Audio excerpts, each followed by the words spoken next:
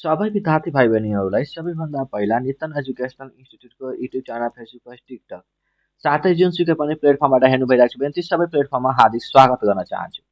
तपाईँ कक्षा 11मा पढ्दै हुनुहुन्छ भने म्यानेजमेन्ट फ्याकल्टी लिएर भने हजुरलाई एउटा सब्जेक्ट त्यसमा पढ्नु परिरहेको छ प्रिन्सिपल अफ एकाउन्टिङ। त्यसै अन्तर्गत तपाईँको एउटा च्याप्टर रहेको छ फाइनेन्सियल स्टेटमेन्ट र त्यस अन्तर्गत हजुरलाई ब्यालेन्स सिट पढ्नुपर्छ।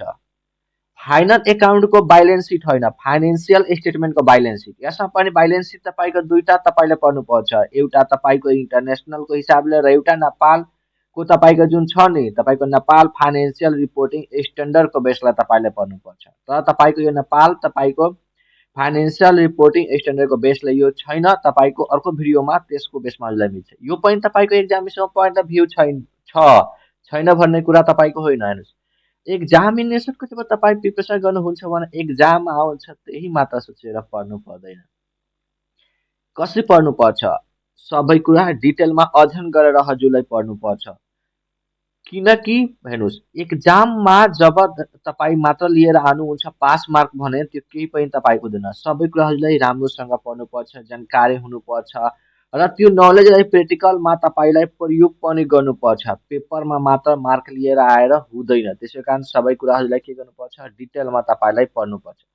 साथै तपाईँ कक्षा 11मा पढ्दै हुनुहुन्छ भने अनलाइन क्लास लिनको लागि तपाईँको यहाँ वाट्सएप नम्बर रहेको छ +97797676142 तपाईँ कन्ट्याक्ट गर्न सक्नुहुँदो रहेको छ। हेर्नुहोस्, तपाईँको यो नेपाल फाइनेन्सियल रिपोर्टिङ स्ट्यान्डर्डको बेसले त छैन, तर पनि तपाईँको यो इम्पोर्टेन्ट नै छ एक्जामिनेसनको पोइन्टले भ्यूले। त्यसै कारण हजुरलाई के गर्नुपर्छ, पढ्नुपर्छ। आजकल त 11को तपाईँको जुन छ कलेजले नै एक्जाम लिइहाल्छ, त्यसलाई जुन मन लाग्यो जुन क्वेसन बनाइदिन्छ।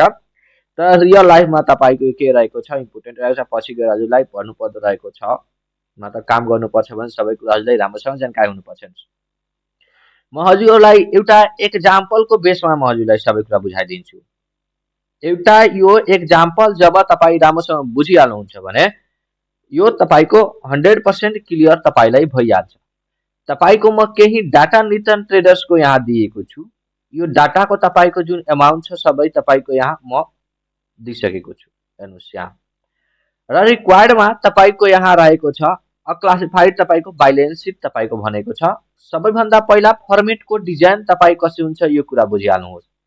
तपाईँको सबैभन्दा पहिला सल्युसन, त्यसपछि नितन ट्रेडर्सको ब्यालेन्स सिट हेजन तपाईँको डेट दिएको छैन भने डेटको हामीहरू उल्लेख गरेका छैनौँ।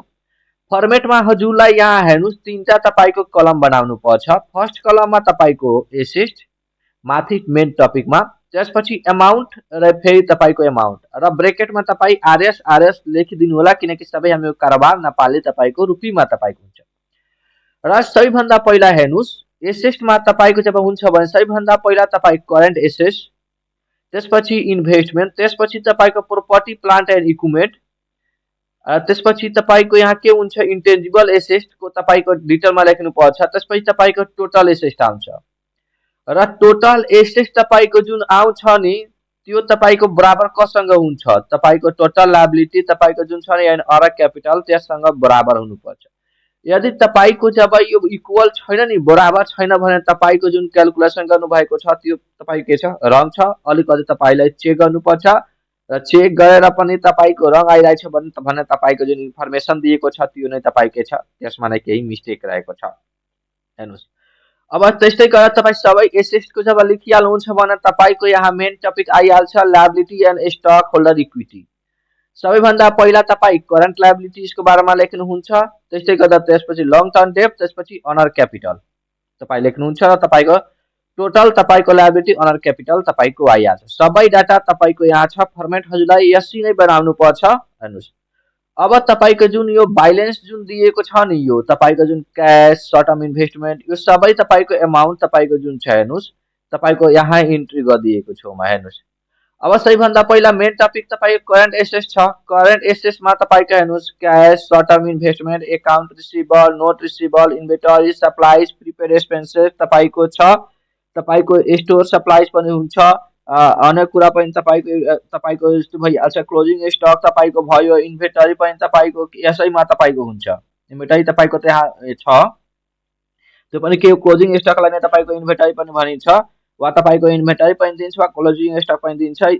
यो तपाईँको सबै के भयो करेन्ट एसेट्समा तपाईँको हुन्छ। हेर्नुहोस् अब यो सबै तपाईँ जब करेन्ट एसेट्समा तपाईँको हुन्छ भने हजुरलाई थाहा हुन्छ भने तपाईँको जति जति ब्यालेन्स दिएको छ के गर्नुपर्छ, ठ्याक्क तपाईँको त्यो ब्यालेन्स त्यसको जस्ट सामने सामने हजुर पुट गरिदिनु होला फर्स्ट तपाईँको कलममा।